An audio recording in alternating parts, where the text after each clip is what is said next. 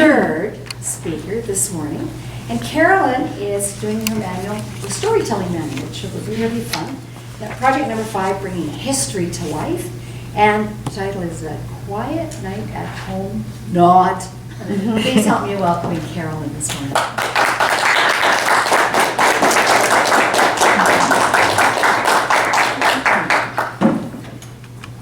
So after a long week at work, what do you do on a Friday night? TV? Anybody? Glass of wine. So I was settled in the old easy chair, the old lazy boy, feet up, relaxed for the night, watching TV, and the phone rings. I was over at my mom's around the corner from my house. I answer it, and it's my daughter, and my daughter says, Stanley was supposed to pick me up and take me to this rave out in Souk, but he says now that he's too tired and he just wants to stay home. But I promised my friend David, who's running this first event all on his own, I promised him at the Sunset Room last week that I was going to come to his little festival in the woods. But now I have no way of getting to Souk and going to his event, and I'm upset. And she was in tears. What's a mom to do? Madam Toastmaster, fellow communicators, and honored guests, this is the story of how to be a cool parent. Having lost my husband a long time ago and just raising my kids alone, I've probably spent a lot more intensive time with my children because they're my best friends. So of course I had to get up, throw on a little coat, and go pick up my daughter. Drove her to Souk. On the way, she tells me, someone's going to pick me up in Souk. It'll be fine. You just take me to Souk, drop me off, and then you can go home to TV. So we're driving along, we get to Souk, and she tells me, oh, I can't contact my friends. There doesn't seem to be any cell phone to this little event in the woods. So I was like, okay. And she said, so we're supposed to go find this parking lot along Souk Road, and then we'll be fine because there's somebody there to tell you where this event is. So we go along, we see a parking lot, we drive into the parking lot, we look around, there's nobody there, it's empty. So then we get back in the car and we drive. So we know it's between Souk and Jordan River. Oh, no. I've only been to Jordan River maybe twice in my life. So we continue along and we get to Jordan River. And we don't know what to do.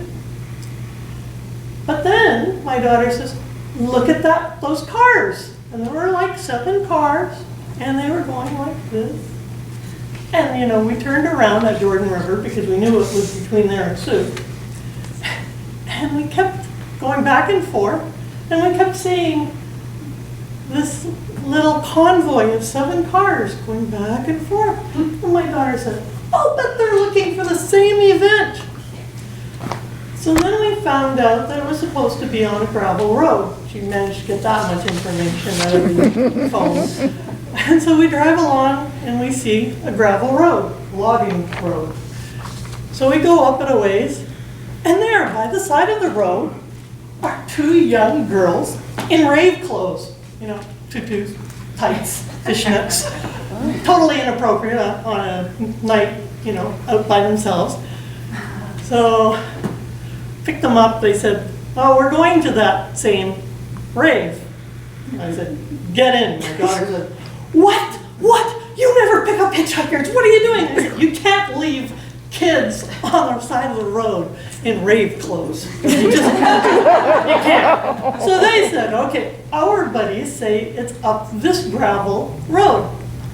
So we went up this gravel road, the logging road, we twist around, and there is a gigantic bonfire. It was like this tall, it was as wide as this room, because it's a logging place, so there was lots of junk. And there were all these redneck guys with their big beards and their bottles of beer, and they're blasting rock and roll music, and they got their women in.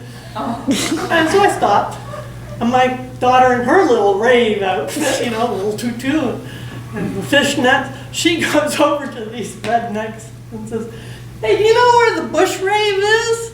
And they say, "You're like the 12th person to come up here and ask that. It's at this other gravel road off of Soup Road, and you go up like this." So we go back to Soup Road, and we find this place. It goes like this. It's like a really nasty road with a cliff on the edge, and I think, I don't know that I want to be the one going up that to see if that's the right road. But then the convoy came the other way. So they came, they all turned around, and then the first brave soul went up. And then I followed up this, and that was it. And so we got parallel parked in the woods.